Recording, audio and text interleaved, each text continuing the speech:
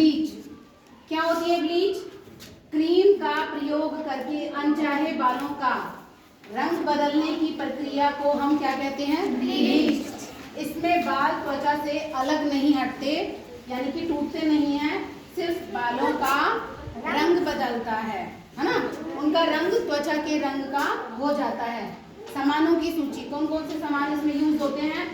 Bleach cream सबसे ज्यादा important है ना? अगर ब्लीच क्रीम नहीं होगी तो हम उसे प्रयोग ही कैसे करेंगे? दूसरा है ब्लीचिंग एजेंट, तीसरा है पानी, कॉटन यानी रुई, बर्फ, एस्ट्रीजेंट लोशन, एंटीसेप्टिक लोशन। ठीक है, इन सब चीजों की हमें जरूरत है। तौलिया, ये तौलिया भी लिख लेना, तौलिया भी होता है। अब इसको ब्लीच को करने के लाभ कौन कौन से हैं? इससे हमारा चेहरा सुंदर दिखाई देता है।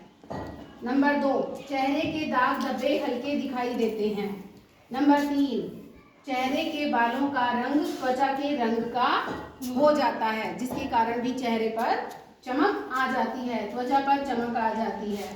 नंबर 5, चेहरे पर बाल कम दिखाई देते हैं।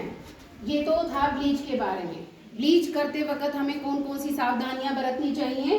ब्लीच करने से पहले अगर कोई व्यक्ति पहली बार ब्लीच करवा रहा है तो हमें ब्लीच करने से पहले पैच टेस्ट करना चाहिए, नहीं तो उसे ब्लीच से किसी तरह की ग्राहक को रिएक्शन यानी एलर्जी हो सकती है। क्यों करना चाहिए पैच टेस्ट और कैसे करना चाहिए इसके बारे में भी बताऊंगी। पैच टेस्ट का मतलब है कोई व्यक्ति पहली बार ब्लीच करवा रहा है तो थोड़ी सी मात्रा में क्रीम और ब्लीचिंग एजेंट को मिलाकर या तो कान के पीछे, कहाँ पर? कान के पीछे या कोहनी के नीचे, कान के पीछे या कोहनी के नीचे लगाकर 5 से 10 मिनट के लिए छोड़ दें।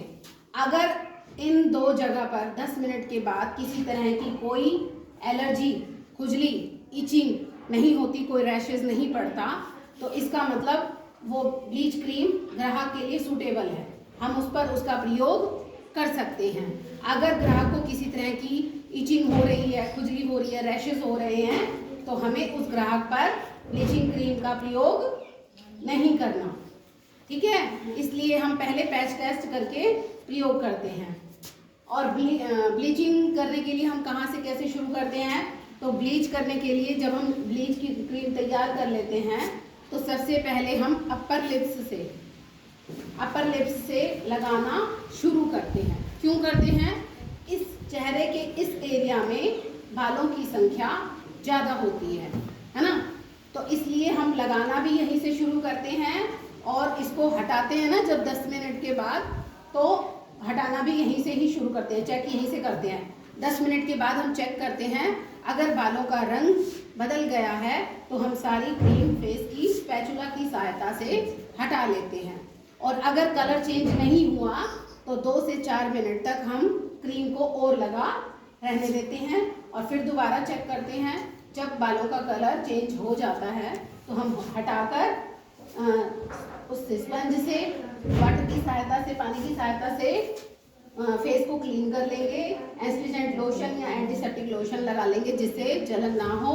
इसकी जगह पर हम बर्फ का प्रयोग भी कर सकते हैं।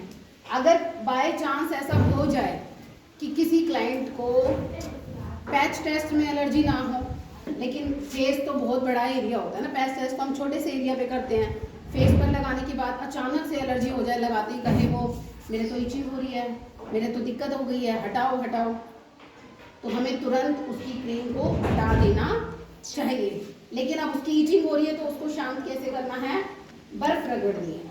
क्या करना है? बर्फ रगड़नी है। और अगर ज़्यादा ही दिक्कत हो रही है तो एस्ट्रीजेंट लोशन ये और एंटीसेप्टिक लोशन, इसका प्रयोग भी हम उस स्थान पर कर सकते हैं। सबको समझ आ गया बेटा? Yes ma'am.